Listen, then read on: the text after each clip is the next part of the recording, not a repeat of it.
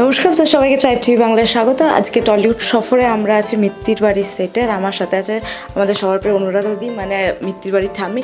কেমন আছো দিদি? নতুন বছরের শুভেচ্ছা। এই তো খুব ভালো আছি, আর সবাইকে, তোমাদের সবাইকেও নতুন বছরের অনেক শুভেচ্ছা। বেশ, এখন তো কাজেই নতুন বছর শুরু হয়েছে, কাজের মধ্যেই কাটছে। কতটা সময় এখন নিজের জন্য বার করতে পারছো শুটের মাঝে? নিজের জন্য সময় বার করতে পারছি, মানে মাঝে মাঝে এক আধ দিন গ্যাপ যে থাকে না তা নয়, হয়ে যাচ্ছে সময়। আর আমাদের নিজের সময় বলতে তো অভিনয়টাই আমাদের নিজের সময় আর কি। তার বাইরে খুব যে কিছু করা হয় তা নয়, তবে হ্যাঁ, একটু বই পড়া, একটু টিভি দেখা, একটু গান শোনা, এইসব তো আছেই। একটু রান্নাবান্না, সংসার দেখা, এইগুলো তো থাকেই। বেশ, এইখানে ঠাম্মির চরিত্রটা দেখে দর্শক ভীষণ ভালোবাসা দিয়েছে, কারণ তোমার যে লাস্ট চরিত্রটা ছিল শেষ ধারাবাহিকে আমরা দেখেছিলাম। ওরে বাপরে, ওখানের পরে এই চরিত্রটা দেখে দর্শক ভীষণ ভালোবাসা দেয়। এটা কি? হ্যাঁ, খুশি হয়েছেন সবাই, আমি বুঝতে পারছি। সবাইকে এই জন্য অনেক ধন্যবাদ যে আপনারা দেখছেন, ভালোবাসছেন। এরকম করেই ভালোবাসবেন, তাহলে আরও কাজের উৎসাহ পাবো। এই যে নেগেটিভের পরে পজিটিভ করার চিন্তাটাকে, এবার তুমি পজিটিভ করবে এটা ভেবেছিলে, না আবার নেগেটিভ হলে নেগেটিভই করতে? একদমই না, আমাদের ভাবনা চিন্তার উপরে তো খুব একটা নির্ভর করে না। আমরা খুব সেরকম ভাবনা চিন্তা করে কাজ করার সুযোগ পাই না, অন্তত মেগা সিরিয়ালের ক্ষেত্রে। তো যেরকম অফার আসে সেরকম করি। আমার সুযোগ সুবিধে থাকলে সেটা অ্যাকসেপ্ট করি, আর যদি সুযোগ সুবিধে না থাকে তাহলে করতে পারি না। চিনিটার অফার এসেছিল শাহানার কাছ থেকে। শাহানা আমার বহুদিনের পরিচিত এবং খুবই স্নেহভাজন। তো ওর কাছ থেকে অফারটা আসায় আমি রাজি হয়েছি।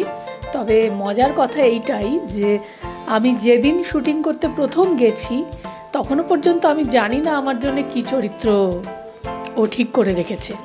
তা আমি যখন মেকআপ টেকআপ করছি ওকে জিজ্ঞেস করলাম যে শাহানা, আমি কীরকম চরিত্র, মানে মেকআপ টেকআপ কেমন হবে, আমি যেরকম সেরকমই না কি একটু অন্য কিছু করতে হবে কি?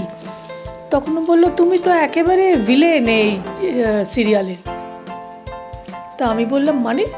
বললো হ্যাঁ, এরকম মহিলা একজন, ভীষণ ডেঞ্জারাস মহিলা, উনি বেশ খুনটুনও করেছেন, এরকম ধরনের। আমি তো প্রায় আঁতকে উঠে চেয়ার থেকে পড়ে যাই আর কি।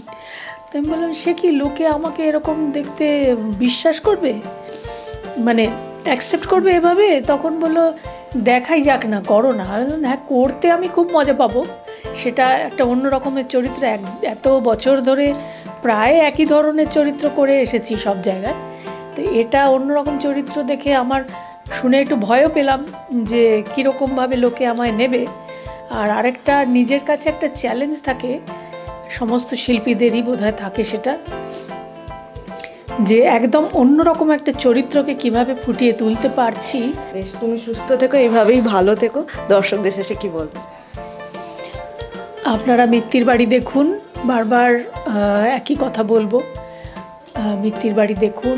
আপনারা ভালোবাসছেন, আরও বেশি করে ভালোবাসুন, তাহলে আমরা আরও আনন্দ পাবো, আরও বেশি উৎসাহ পাবো, আরও ভালো করে আপনাদের আনন্দ দিতে পারবো, আরও ভালো ভালো কাজ করতে পারবো। ধন্যবাদ দিদি আমাদের সময় দেওয়ার জন্য। আর বিনোদনের এরকম সমস্ত আপডেটের জন্য অবশ্যই চোখ রাখুন ট্রাইব টিভি বাংলার পর্দায়।